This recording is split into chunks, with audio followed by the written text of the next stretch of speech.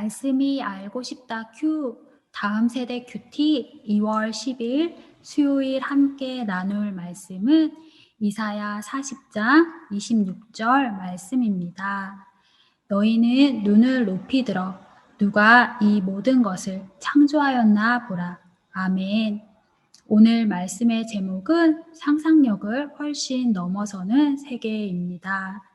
나라가 망하고 바벨론의 포로로 와 있었던 이스라엘 백성들의 절망감은 이루 말할 수 없을 정도로 컸습니다.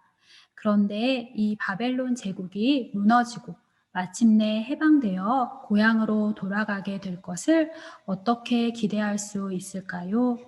의심하지 않을 수 있을까요? 이런 의심에 대해 이사야 선지자는 모든 것들과 비교할 수 없는 하나님에 대해 말해줍니다. 열방, 바벨론은 아무것도 아니며 없는 것과 같다. 우상도 사람이 만든 것에 불과하다. 하나님은 권력자들을 세우거나 폐하실 수도 있다. 사람들이 섬기는 하늘의 달, 별도 하나님이 만드신 피조물에 불과하다. 하나님은 자신의 계획을 이루기 위해 바벨론을 사용하여 아수르를 멸망시켰으며 또 페르시아를 사용해 이 바벨론을 멸망시킬 것입니다.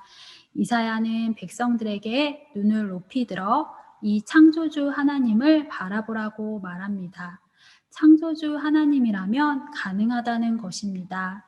삶에서 이것은 하나님도 어떻게 하실 수 없다 하며 하나님의 능력을 제한하는 부분이 있나요? 하나님의 능력을 의심하는 부분이 있나요? 만약 그렇다면 그것은 사람이 창조한 하나님이 되는 것입니다. 이사야 55장 8절에서 9절 말씀. 이는 내 생각이 너희의 생각과 다르며 내 길은 너희의 길과 다름이니라. 여호와의 말씀이니라.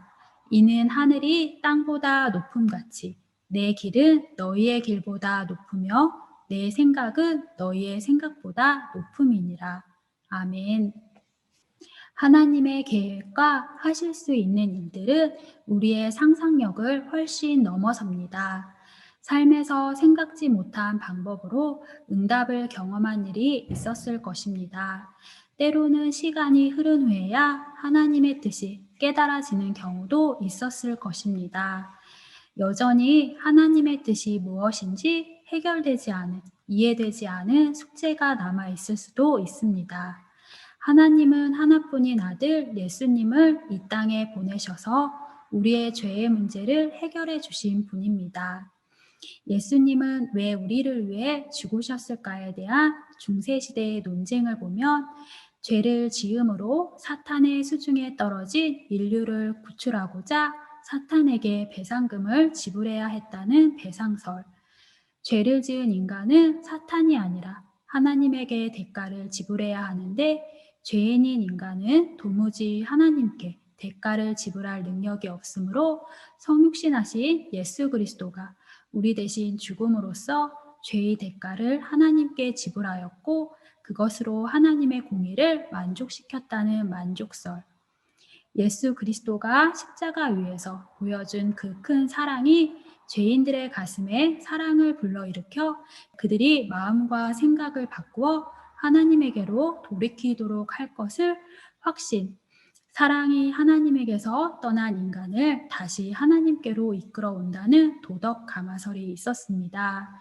조직신학자 몰트만은 속죄를 자신의 피조물을 향한 하나님의 열정적인 사랑의 고난으로 묘사함으로써 도덕 가마설을 선호하기도 했습니다. 하나님의 그 깊이와 넓이를 우리는 절대로 다 알 수 없습니다. 매일 찾아오는 낮과 밤, 시원하게 불어오는 산들바람, 하늘을 수놓은 온갖 기묘한 형상들, 활짝 핀 꽃 등 자연현상을 통해서도 하나님은 우리에게 다가오십니다. 그것을 느끼기 위해 상상력을 동원해 보세요. 하나님을 상상하며 모든 가능성에 대해 문을 활짝 열어놓아 보세요. 이해력의 한계를 없애달라고 하나님께 기도드려 보세요. 그 한계를 뛰어넘는다면 하나님이 어떤 분이신지 더 잘 알게 될 것입니다. 이 시간 다음의 기도 제목으로 함께 기도하기를 원합니다. 창조주 하나님의 세계를 바라볼 수 있도록 이를 행하실 하나님의 시간을 믿으며 준비하며 기다릴 수 있도록